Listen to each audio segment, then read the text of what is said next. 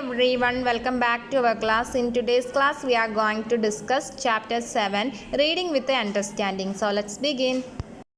അപ്പോൾ നമുക്കിതിൻ്റെ ഒരു ഷോർട്ട് സമ്മറി നോക്കാം.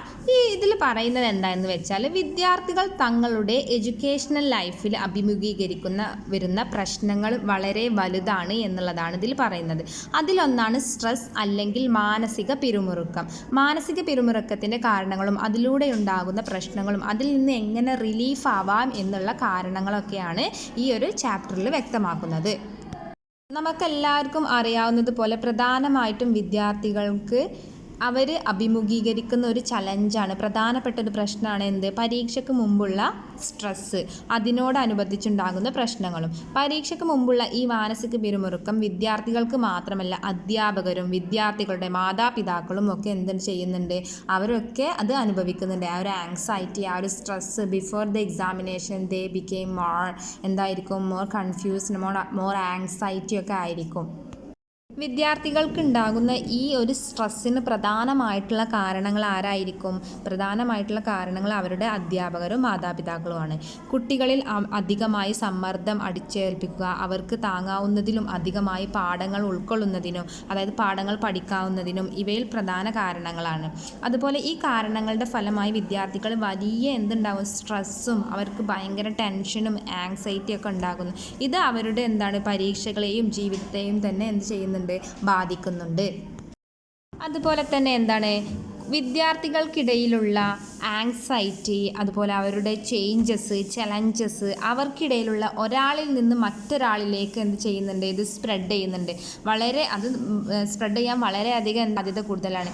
ഇങ്ങനെ അനാവശ്യമായി അതുപോലെ ചിന്തിക്കുന്നതും ആങ്സൈറ്റി വർദ്ധിക്കുന്നതും കുട്ടികളുടെ പഠനത്തെയും ഭാവിയെയും അവരുടെ ഫ്യൂച്ചറിനെയും അതെന്ത് ചെയ്യുന്നുണ്ട്? ബാധിക്കുന്നുണ്ട്. നല്ല ഓർമ്മശക്തി, നല്ല ബുദ്ധി എന്നിവ നല്ല ഭക്ഷണത്തെയും അതുപോലെ ബന്ധപ്പെട്ടുകൊണ്ടിരിക്കും. ഭക്ഷണത്തിലെ vitamin, oxygen, glucose, phosphorus, iron എന്നിവയുടെ അളവ് ഓർമ്മശക്തിയെയും അതിനോടനുബന്ധിച്ച് നിൽക്കുന്ന എല്ലാ പ്രവർത്തനങ്ങളെയും ഉന്മേഷപ്പെടുത്താൻ സഹായിക്കുന്നു. കൃത്യമായി അവർ ചെയ്യുന്നില്ല. ഇങ്ങനെയൊക്കെ അവർ ആങ്സൈറ്റി ആകുമ്പോൾ, ടെൻഷൻ ആകുമ്പോൾ അവർ കൃത്യമായി ഭക്ഷണത്തിൻ്റെ അളവിൽ എന്ത് ചെയ്യുന്നുണ്ട്? അവിടെ ഒരു ഫെയിലിയർ വരുന്നുണ്ട്. അവർ ഭക്ഷണമൊന്നും നല്ലപോലെ കഴിക്കുന്നില്ല. അനുകൂലമായിട്ടുള്ള പോഷകങ്ങൾ ശരീരത്തിൽ പ്രവർത്തിക്കുകയുള്ളൂ. അതായത് ഭക്ഷണമൊക്കെ കഴിച്ചാൽ അവർക്ക് നല്ല പോഷക ഗുണങ്ങൾ അവരുടെ ശരീരത്തിൽ പ്രവർത്തിക്കുള്ളൂ.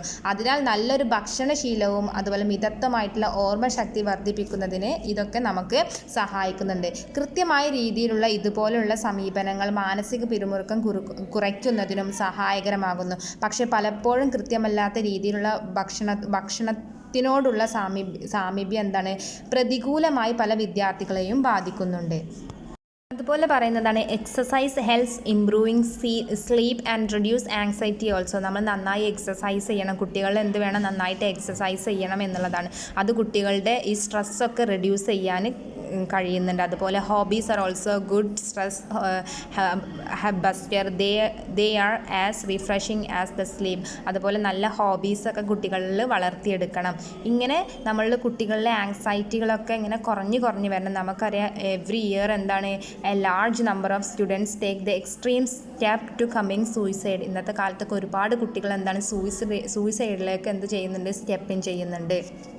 പിന്നെ ഈ ഒരു ചാപ്റ്ററിൽ പറയുന്നത് മാനസിക പിരിമുറുക്കം കുറയ്ക്കുവാൻ, അതായത് സ്ട്രെസ്സ് കുറയ്ക്കാനും അമിതമായ ആങ്സൈറ്റി ഇതൊക്കെ കുറയ്ക്കാനും ധാരാളം മാർഗ്ഗങ്ങളുണ്ട്. അതിലൊന്ന് വ്യായാമം, മനസ്സിൽ റിലാക്സിങ് എക്സസൈസ് നടത്തം, ജോഗിങ്, നീന്തൽ മുതലായവ കൂടുതൽ ഉന്മേഷം നൽകുന്നതാണെന്ന് പറയുന്നത്.